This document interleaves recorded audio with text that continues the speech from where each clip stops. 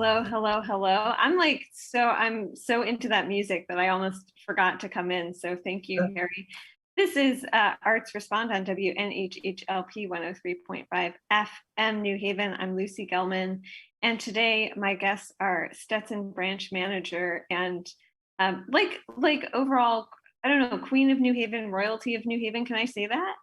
I'll take it. Diane Brown, and musician, writer, producer, real Renaissance man, Chris Davis. Welcome to both of you.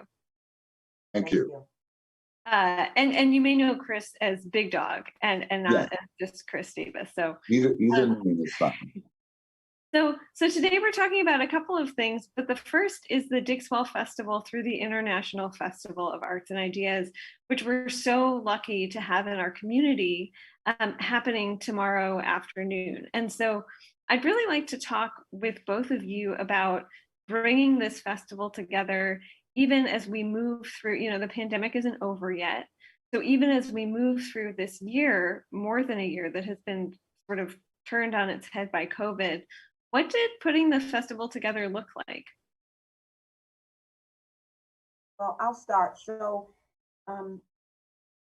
Dixwell Festival was actually the first neighborhood festival. We had 1 year of the incoming festival. So we additionally out in the done it in Ellis Park, done it on the grounds of the former house, now the new house building.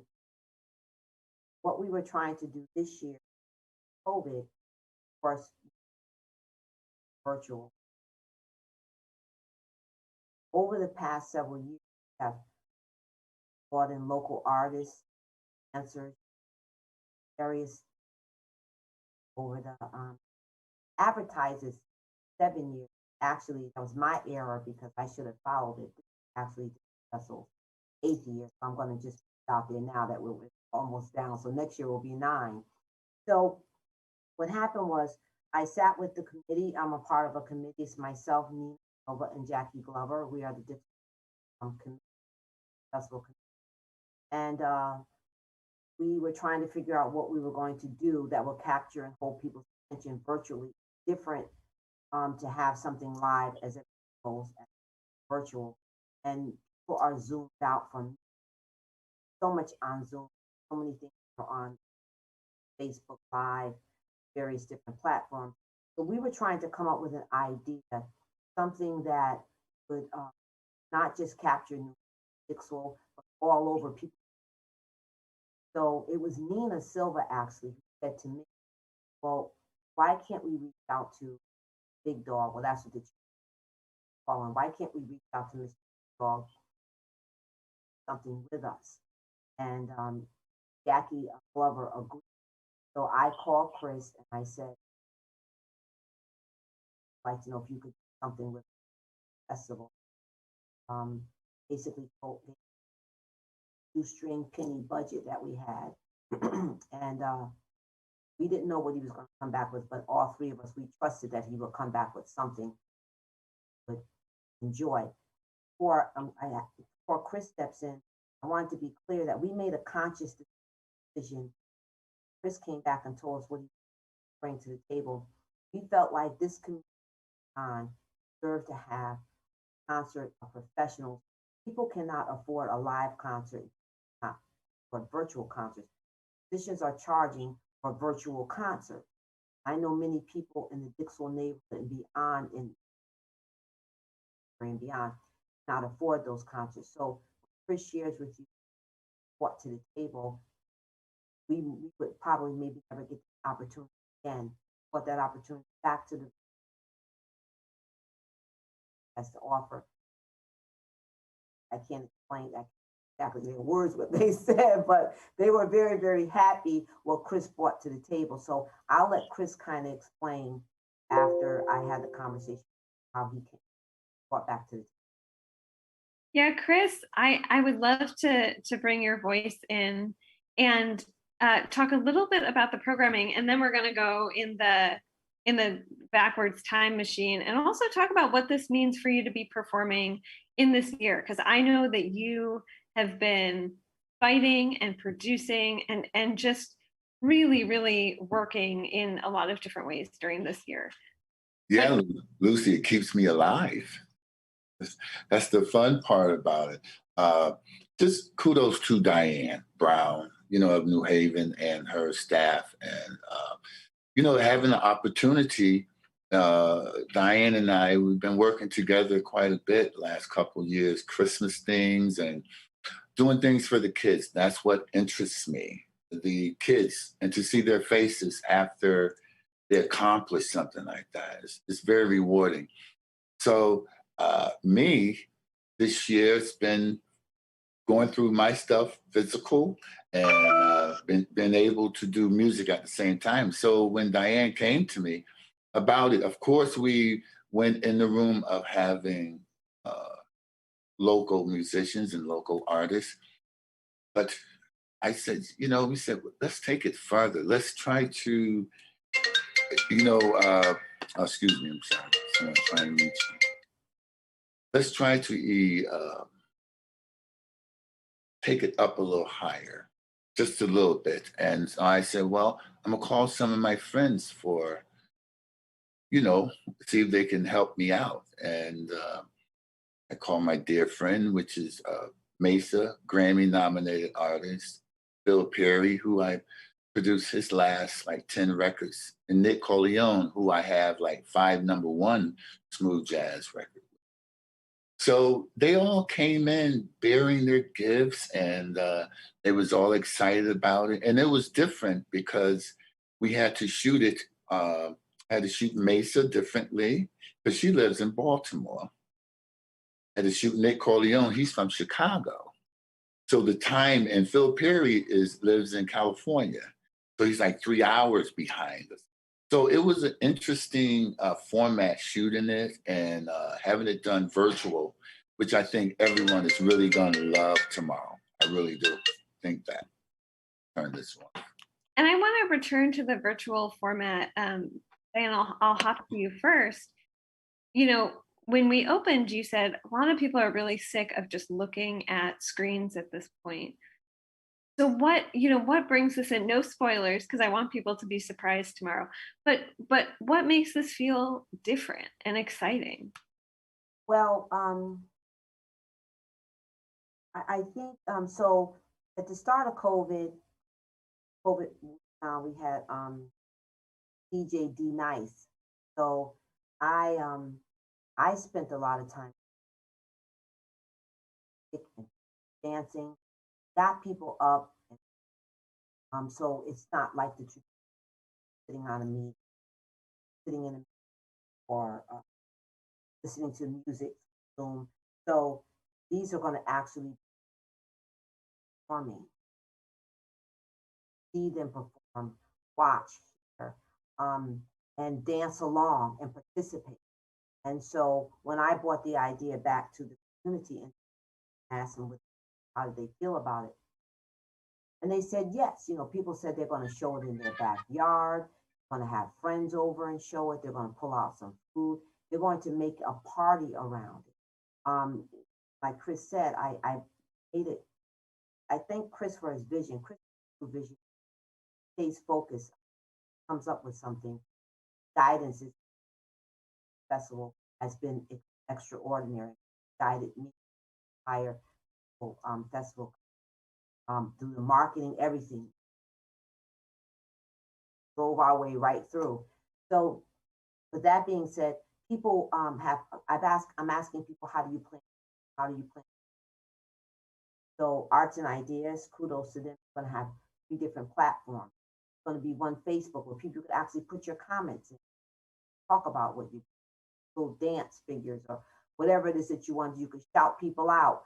So, one thing that Chris has said to me, really bought into, our artists for the day, West Coast, and West, they have their own thousands of followers that are following. Right. So it's New Haven. It's not just Dixwell. It's New Haven joining in with people from around the globe.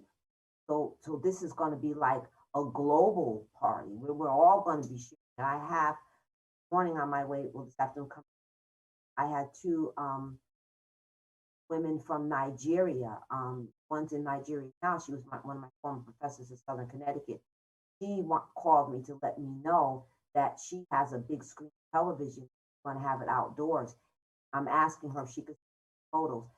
People that live in her villa, she's going to invite them into her villa gates. She's going to actually stream this so they can watch it. So I'm really getting more and more excited as it's closer. So I think that's what's going to make it different. You're going to be able to act, and you're going to have other people around the world that are joining in on this party. So for me, that's what's going to make it. Yeah, and just Chris or Big Dog, before we go to you, I just want to say I love that visual so much of someone with their TV. I know a number of people, even though in Connecticut it was cold, it was like 22 degrees during the inauguration, but there were people who stuck it out and they brought their big screen TVs and they had stuff in their backyard. They got a bonfire going. It was beautiful. It was beautiful. And that's really, really special, especially when, you know, some people are now gathering. Some people are still really hesitant around gathering. Right, exactly. So Big Dog, for you, how is this new, different, exciting? Well, I did one of these productions before, but under the terms of not being in the same place. That was very different. You know what I mean? Virtual. But musically, we caught on, and with me, I focus on more of the sound because I was telling Diane, I said, man, you put this outside with some speakers, people can be able to dance when they hear the music with Phil and Mesa and Nick Corleone. So it's a beautiful thing. I'm excited. Can't wait to watch it. I want to say real quick the point that Chris made very, very important because, for Chris will tell you for not about the money, but when you think about the time in it that he spent into this project, not like everybody came forward, like he said, it was all the technology. Yeah. He had to go with 3 different artists in different situations, 3 different time zones. 3 different times. Trying to make this work and engineer and then take the time to put it together. I think, and I'm no engineer, I'm no sound engineer, I don't do any of those things, but I can't even imagine what it would actually cost.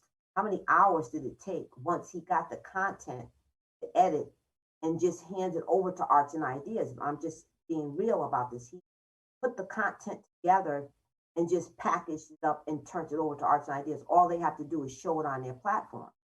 So we, the committee, we are very well aware of the detail and the time that went into. So we're so grateful. And you know, Chris, I'm wondering if you can talk a little bit from your own perspective about what this last year has looked like, you know, for you as a performing artist and also for the artists around you, because this year has been, you know, one of a lot of creativity for artists, but it has also been economically devastating. And I know for folks who are used to live performance, it has really, the isolation has also been really, really difficult for them. Yeah, it's such a different pattern. Depends on where you at in, as they call the music industry. If you are a live performer, yes, it has really kind of damaged. They're really kind of getting it back. Now, me, I don't perform live much. I'm more of a studio. All my work is done with producing, and like most of the artists I produce, I don't even see. It's just all been through virtual or email and stuff like that. So when people see me live, it's a pleasure. That means I'm doing something that is out of my norm. But I love to do that with like Diane and the kids and anyone that has an inspiration to perform. I'm all for that. You know what I mean? I love spreading the wealth and the industry and the mind of how to get to places in the music industry. So this year has been a very interesting, a rewarding year. It has been appreciative. I'm humbled, and I'm looking forward for in the future. I also want to say you've been, and I don't know if you're comfortable talking about this, but you've been a fighter this year. I've been a fighter since I was born, That's honey. right. Uh, That's but I right. know what you're saying. Yeah, I'm gonna fight. I mean, we love fighting. Lucy, everyone is fighting now. And look at our world. I'm lucky. I have music. It calms the beast. You know what I mean? I have music. It helps me. It does so many things for me. I wish everyone can have that, something to trigger that settles them and makes their life a little easier. So what I can do, I can bring that to them. So that's why I bring my gifts of music. As I say, it's all love all the time, always. Yeah, and as so even before the planning stages of this, Diane, I'm going to ask you sort of the same question I asked Chris, but I'm very interested, what were you seeing? I know there was a lot of pain and is a lot of pain in New Haven and a lot of need. What were you seeing from your village? Because I know that for you, Stetson isn't just a building that you walk into every day. It's a really special place and a community that you've helped cultivate. Well, for me, COVID was really tough. I learned, I'm not, I wouldn't call myself an introvert, but I feel more comfortable in smaller settings by myself or my son and my grandchildren. But I was sharing with Chris previous conversation. I feel comfortable at Stetson, right? Stetson is like a second home to me. So I kind of went through something. March came, director came to my building, going to shut down because of the virus. I don't know when we'll be back. It was a little devastating. My staff and I immediately we had to put masks on, and we went around, we picked up whatever it is we could. Take what you need. Might not be back in this building for a while. So first month or so it wasn't too bad, but going into the second month, I'll be honest with you, it was a little depressing, trying to keep myself lifted. I had children reaching out to me, Messenger, Instagram. I gave a few children my phone number. Some children were really having a tough time. Parents were calling me. People had my email. Just the lost connection. Connection was there. I found myself in a situation where people were looking to me to be strong, and I had to kind of trying to be there for other people and myself. It's tough for me. So I just continued to do things, and I put all my time and energy planning the opening of Stetson. That's where all my time and energy planning, researching. I had to order some close to 20,000 books, library, just planning and saying, okay, we're going to come up out of this at some point. I have to stay positive. That for the library system, then for myself, getting my paperwork together so I can go back to school, my PhD. So I had things that I was working on myself, focused, but I'm not going to sit here because it wasn't easy. Then on the last thing I'm going to say on that is I did have some people that were there for me as well, like Miss Brown, who's like a second, my Earth mother. So I had people that were there for me that were calling me saying, "Are you okay?" Because I know you're used to village with children and family. So yeah, so it was tough, but we fight like says we fight and meditate and we pray and we figure it all out and we roll over and we happen. I do want to talk about the new Stetson because I'm personally just really, really excited. But first, I want to talk a little more about the role of the arts. And so my understanding from the Festival of Arts and Ideas was it was pretty open-ended for the neighborhood committee chairs. Um, so why music? What is it about music that gives you that oomph? And either of you can take it because I'm going to ask both of you the same question. Well, to be honest with you, if we were live, we did a little bit of everything on our live festivals. dance, it was music, spoken word, was set it up like a village with arts and crafts and food. It was a little bit of everything. But as I said, you're talking about doing something virtual. You have to take into consideration the audience. Um, and in the time that we're living in now, people want to feel good for a few. I mean, we could have done seminar. There's so many things that we could have done. We could have did a half-hour concert, half hour. We talked about that, the committee, before we even went to Chris. Committee, we all decided, we said, we want some. Most of this music is not really focused on the children, because we always focus on the children, but adults have had a rough couple of years just trying to hold on. So we consciously do that. The artist that Chris brought to the table, if you will, I mean, it's family music, but when I told people who the artists were, people in my village call it grown folk music, so they want it, and it's something that the children and the family can appreciate as well. So we didn't do this just jumped into it. We consciously thought about what we were doing. As Chris said, someone can hear the music. If I put on performers dancing or something, you have to sit there, watch it. The music, you can just dance around the house or dance around the yard. If you don't even look at the screen but for a second, you're still going to hear the music. So we took all that into consideration. Chris, I mean, I know that for you, music has been your life since you were about a foot tall. 4 years old. 4 years, so maybe 2 feet tall. Yeah. But I would love to hear a little bit more. Earlier you said it's keeping you going, but I would love, and probably listeners would love to hear a little bit more about what you mean by that. What do you feel when you play music? You're trying to get personal. You can't do that, Lucy. No.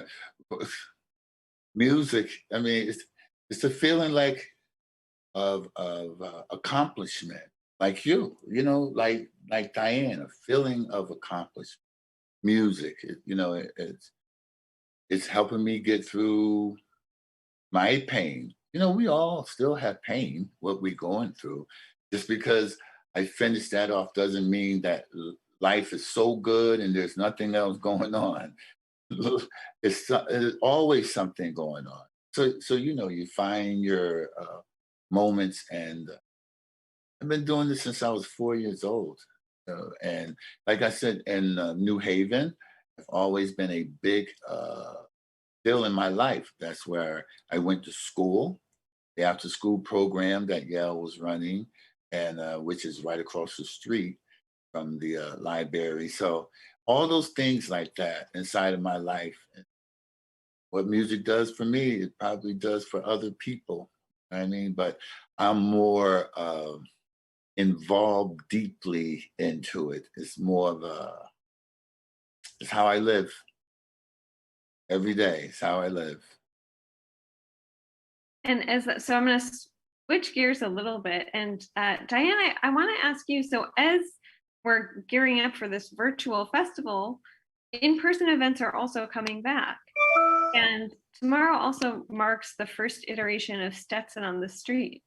And I would love to talk a little bit about what that is, what folks can expect. I know when it hit my inbox, I felt a little jolt of joy just thinking about being back out there. Well, Stetson on the Street about, because my branch is not open to the public. We only do curbside at this point. The director and I made a conscious decision to keep it closed. While we're moving, we're boxing up items, we're moving around, trying to do that and have the community come in at the time. Space is not large enough for that to happen. We can pack up boxes and move things around fluidly without having to take pathways for public. So sitting one day, I was coming in through the back of the line. Children play out in the back. In the back of Florence Virtue outside. I Miss Diane, they're waving, talking over to the fence and talk to some. I came back inside, said to staff. I said, need to go outside. Go in. So I called the director and said, I want to go outside. He thought I was just asking permission to go outside. So you could go outside anytime you want. I said, no, I want to take Stetson outside. And he said, okay. I said, for a few Saturdays, I want to go outside and do something. So I sat down and came to my office and focused on what I was trying, what was the purpose. So I said, we'll call it Stetson on the Street. Go outside on elected Saturdays from 1 to 3.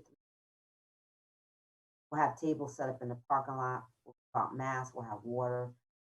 Some people in the community buy in snacks, food, those kinds of things. It's going to be a space for people that, it'll probably be people that would walk right from this, come into a space that's a loose space. So it's nothing going to be real, not going to be a rigid space. You can come into arts and crafts, all kinds of projects. We're going to put our best foot forward. We're showing it again on Chris's the festival again on June 6th, but tomorrow we're going to actually put our big screen outside. We're going to make an attempt with technology that we have, actually show it outside for the so that's what Stetson on the Street, just setting it up like a village. We're going to put carpets out and board games out. Families consider to take together, have the Wi-Fi hotspots, people have a laptop if they want to, they can check out a book, let us know what people come in and get.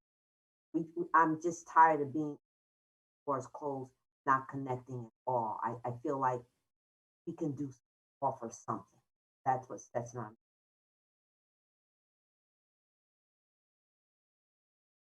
Well, I also want to talk about Stetson 2.0. And Chris, I know that we've talked about bringing back the Christmas concert as well. I will also say it may be for kids, but Rudolph is one of I don't even celebrate Christmas. I didn't grow up celebrating Christmas. Okay.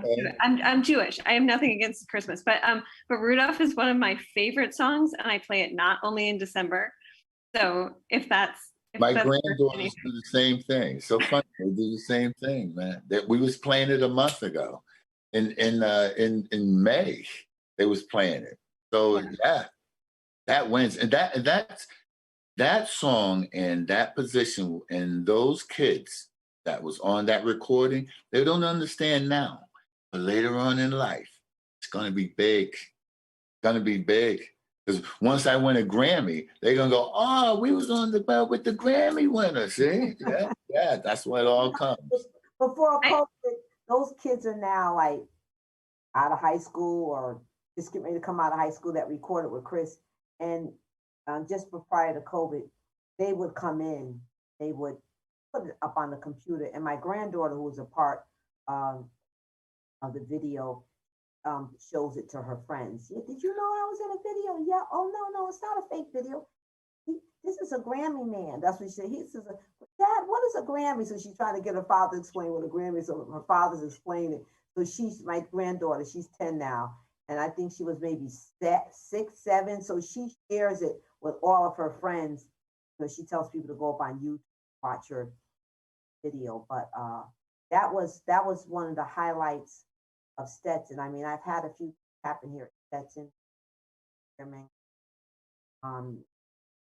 Zora Neale Hurston, Chris recording with the children. So when people ask me about the highlights of Stetson, that's definitely one of the highlights. It wasn't just performance. There were so many things up to that performance behind the scenes. A lot of people don't know about Chris came to children a few times, including recording. So, and I knew his time was very valuable because by nature he does. So yeah, that was a big, that was really. So what are some of the I don't want to get in hot water with the library, but I would love to know some of the things we can expect as Stetson moves into this next chapter at the new Q House. And every time I'm on Dixwell Avenue, I'm amazed at, I mean, it's like going, there was a period where I was like, is it going to happen? Is it going to happen? And then boom, and it's going up so quickly. Well, there's going to be a young adult maker space. That's one of the highlights. There will be separate floors. The children will no longer have to share a floor with the adults. Children will have their own floor on the lower level. The second level is really nice. Well, all of it's movable, but up on the second level, I work closely with the former director, so I can say that I was hands-on with designing. All of the furniture on the second level, for the most part, is movable. It all just roll away. Space, because I had to basically advocate for this, the library that there was a library with space, because the community likes to gather in open space. We don't like to be boxed off rooms.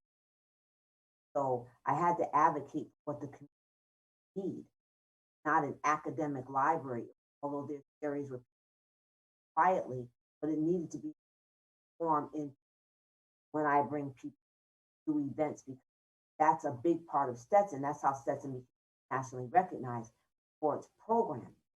So we're not going to just throw the programming away because somebody else is sitting behind the desk that doesn't, it's not connected to the neighborhood. Say, this is what this neighborhood needs. No, I've listened to, I know what the community wants and what, so advocating just for those things happen. And one of the big things, of course, I've already spoken to about, sorry, live concert, God willing, for Christmas.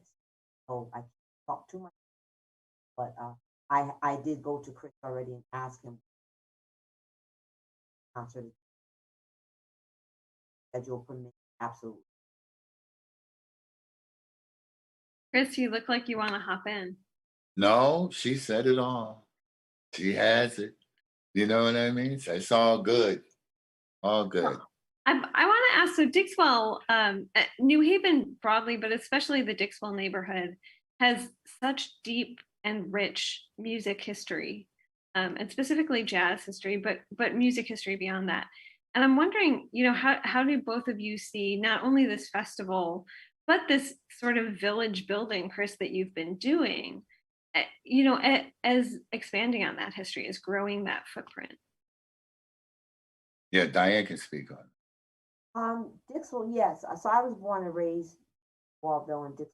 So I just had a conversation with someone this morning, another city I won't mention. But we were talking about the culture, talked about Monterey Jazz Club, great music artists at Monterey Jazz. And myself growing up, I have a brother. One brother passed away almost 8. I have a living brother now that's so I grew up in New Haven during music and understanding. I didn't know I was too. My brother's always my brother that passed was in. So I say all that to say there are several things I'm hearing about that people ask me to be involved in regards to history and culture of music. That was one of the reasons why I was a former dancer. I can't play. I tried to play. I was a little girl. My mother just like a bunch of money and there's a piano lesson. But I grew up in New Haven. For me, I went to Bowen Peters Cultural Arts Center, and so that's one reason why it's Stetson. I know those things are important. Cultural arts and is some of it's not just about enjoying, it's about survival. That's how people live. That's how they took care of themselves and their families, and that's what their enjoyment and entertainment that they had. Families worked in the factory and like that. Then on the weekends, all of the clubs in New Haven on Saturday, Sunday afternoon have jazz. That was a part of the culture that I grew up in New Haven.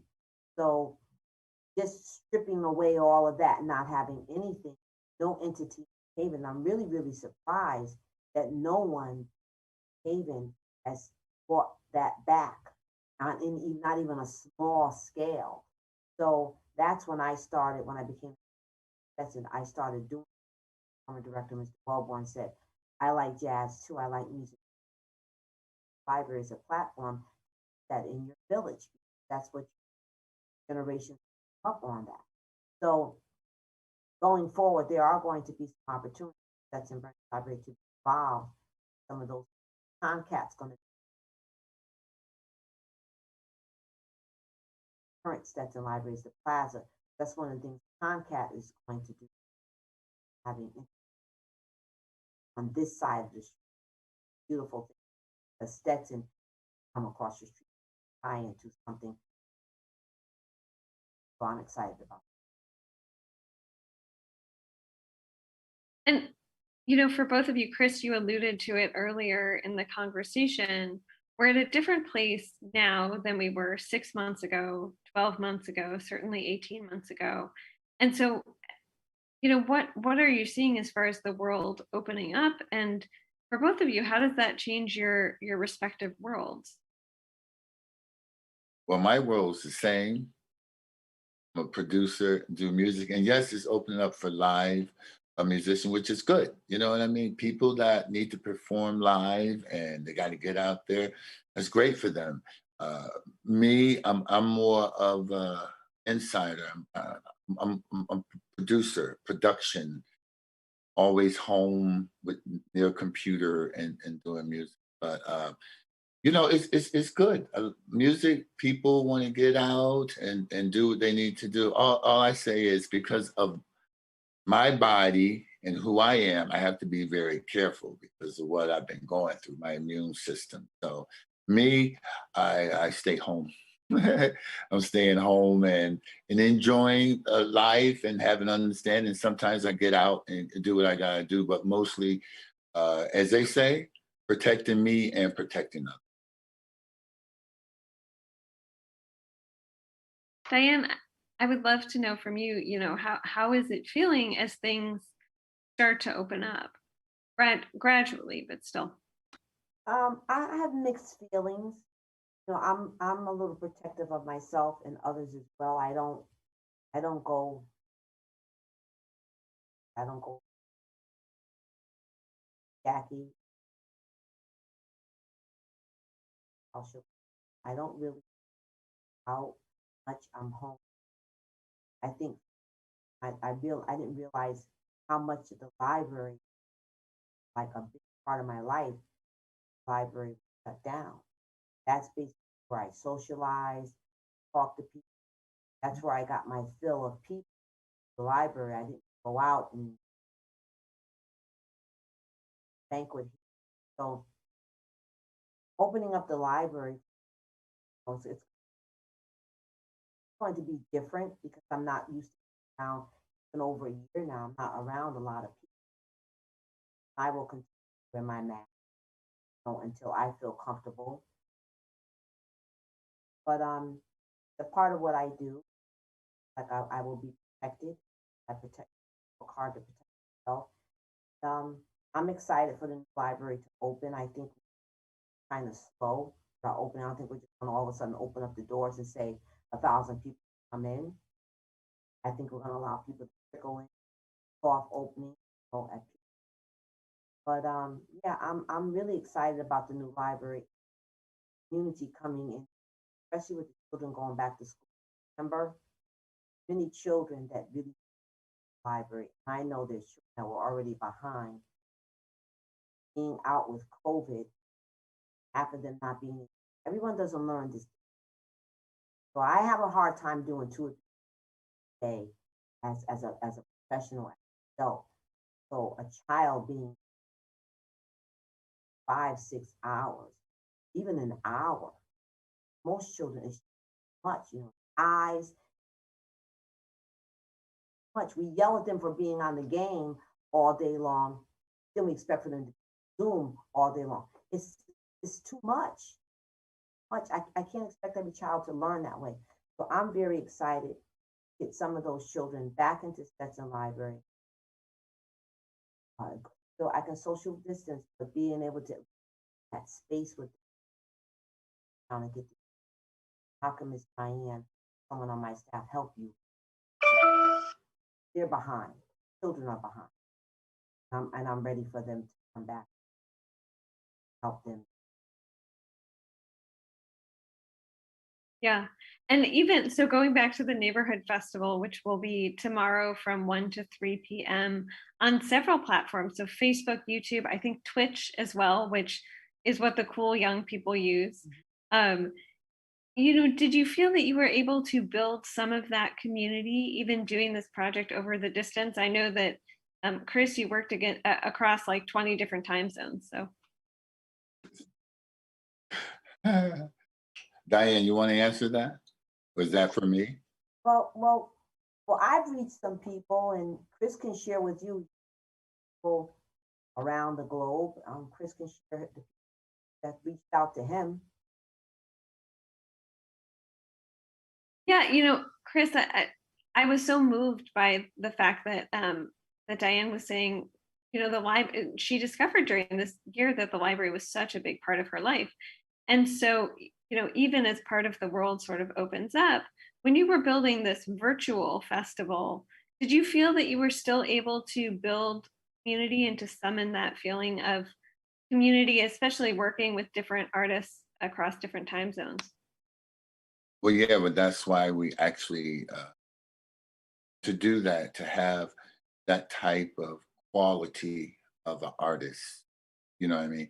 And what it is, it helps build their community because Phil Perry in California tomorrow gonna have his community look at him performing for the Dixwell Festival.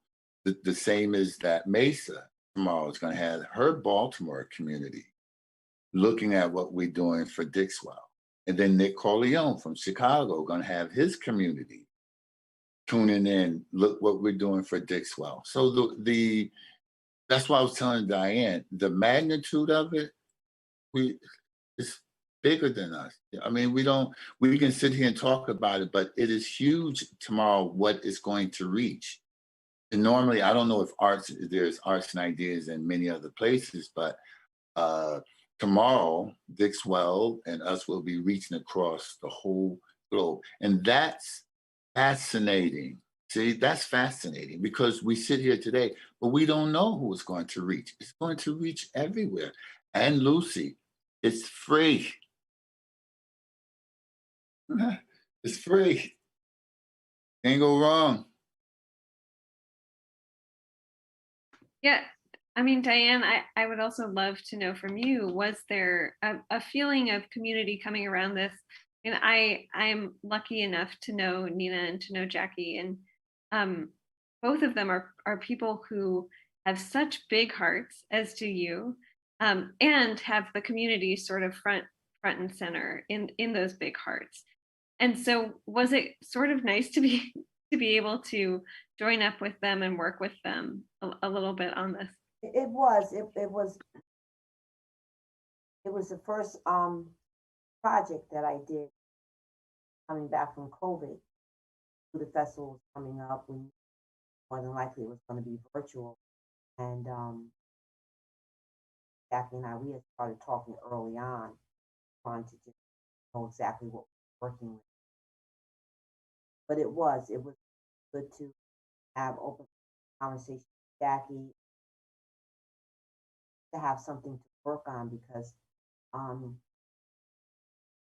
I guess my son calls me a taskmaster, but I just like working on things to make things happen. So it was fulfilling for me to work on something, not just work on something, but people that I was working with, Chris, Jackie. Nice to work with good people, people that are committed. Everybody's on the same page, um, moving it forward. It was just really, really good. It wasn't difficult. The project was not difficult at all. Like I said, we first went to Chris, he back, artists, and that focus that we had, what we were, and all of us bought into that same vision. It just, it just carried, it just sailed right through. So it was a good thing for me personally because I felt like now I felt like I was back doing something that I can give back to the Chris packaged it up. Felt like, okay, here we're going to deliver this. Not, and like you said, we were thinking small as a committee, Dixwell Haven. Christet said to us, geographer Jackie, remember, not just global. We weren't looking at it that way. But when he said that, we were like, wow, we're not just, we're doing something all around the globe. That's what made us start thinking. It made us, I mean, we were already proud and happy with what we were doing. But when Chris threw that extra on it, we were like, wow, we never, not one of us thought about that. So that's the hidden blessing. And I mean, my last question is for folks. I'm always so interested in hearing about how the arts have gotten them through this period, because still, over a year into COVID, I hear some people say, oh, arts are expendable, or I can't believe an artist asked me, to be paid that much for their labor, or things like that. And meanwhile, everyone is listening to their music, and they're watching their Netflix and their movies, and that's how they're making it through this year. And so I would love to know from both of you, and reading their books, of course, from both of you, how the arts have helped you get through this year. Yeah, I would love to speak on that one. It's tough. It's been tough for art. And our society, we don't have the money, the bars and other people to pay the artists. You know what I mean? So it's like our world today. It's like Democrat and Republican. Everybody. It's a fight. Everything, no matter how we go at it, it's a fight. That's why I keep saying we just have to be strong. The arts, they have taken music out of school. When I grew up, there was music in school. That's how I got to be at Yale, was through Miss Baskerville, who was a public music teacher. That got to me Miss Grossman, and Miss Grossman got me to Yale, the after school program. Wasn't no money involved. The people go, this kid's going to be something, boom, boom, we take him there. We don't even have music in the schools. They took it all out. You know what I mean? So the arts, that's why I want to say, that's why I like you, Lucy, and that's why I like Diane. You guys really, like a musician like me, an artist, you help us. You try to give the world, through your literature and through how you act, understanding about an artist and the arts and what they call for and all that stuff like that. So I appreciate you guys. I thank you so much for, helping an artist like me out and getting it across into the world so people will have understanding. Thank you. I think for me, the arts is not just about COVID. Arts is how I just life, period. I can't imagine no time in my life that there was not music or something arts in my life. I mean, I grew up with my mother, band era, and brother was jazz, and my sister's Motown, and then I went to dancing school. I don't ever remember my house not having, like, day I wake up today, I go to bed at night with. I don't know what my life would be without music.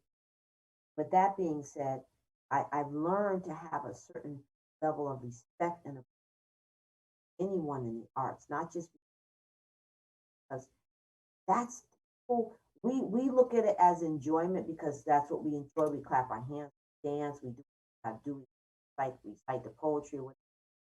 But what we don't realize is just because it's something that you love to do, it's still your job. You still need to get paid.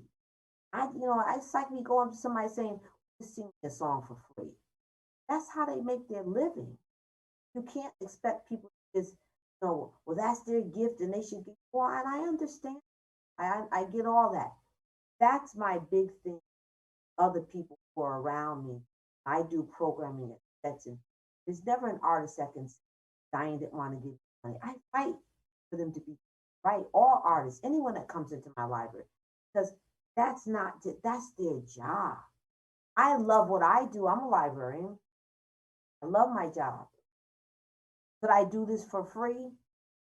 Well, no, I couldn't because I wouldn't be able to take care of myself. But if I was a millionaire and didn't have to worry about money, yeah, I would do it for nothing. Because I really enjoy to do it, but I also need to take care of myself. I don't think artists are respected enough for their skill, and just because it was God gave them something that they deserve, credited and paid their time and their, not something that because it comes doesn't mean that it should be free, it should be disrespected. So that's my take on arts, and I appreciate all types of artists. It's not an easy road being an artist. I know some artists personally, follow their lives. I've spoken to people. It's not easy. It's not an easy to finish product. We see the record when it's over. We see the video when it's over. But we don't see when they're not feeling good, they got to go perform anyway. We're not seeing when the money's not coming in like COVID. How do they take care of their family? How do they feed their family? Because nobody can pay for a virtual concert. So for me, it's a whole thing with artists. So I've always supported artists all my life. Yeah. I want to thank both of you so much. This is Arts Respond on WNHHLP 103.5 FM New Haven. My guest today, I'm Lucy Gellman, but that is not important. My guests today have been Diane Brown, Stetson branch manager, and Diane, I feel like that title is just not enough for me. We got to find a new title. It is what it is. That's what it is. And Chris Big Dog Davis, you can catch an amazing program that's coming up tomorrow from 1 to 3 p.m. during the Dixwell Neighborhood Festival. It is streamed through the International Festival of Arts and Ideas on YouTube, Facebook, and Twitch. I'm not cool enough to know what a Twitch is, but it's a thing that I've seen that people are using. So if you search for the International Festival of Arts and Ideas on any of those platforms, you will find this 1 to 3 p.m. There is going to be some sizzling music, I think it's safe to say very danceable music that will get you on your feet wherever you are listening to this. Dance, exactly. I want to thank both of you so much for joining me today. There's like gray, gross weather outside, but I feel very sunny right now. Thank you for having us. Thank you.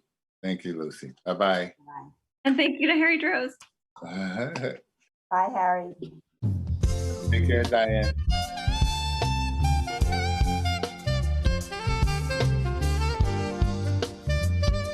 Thank you, Harry.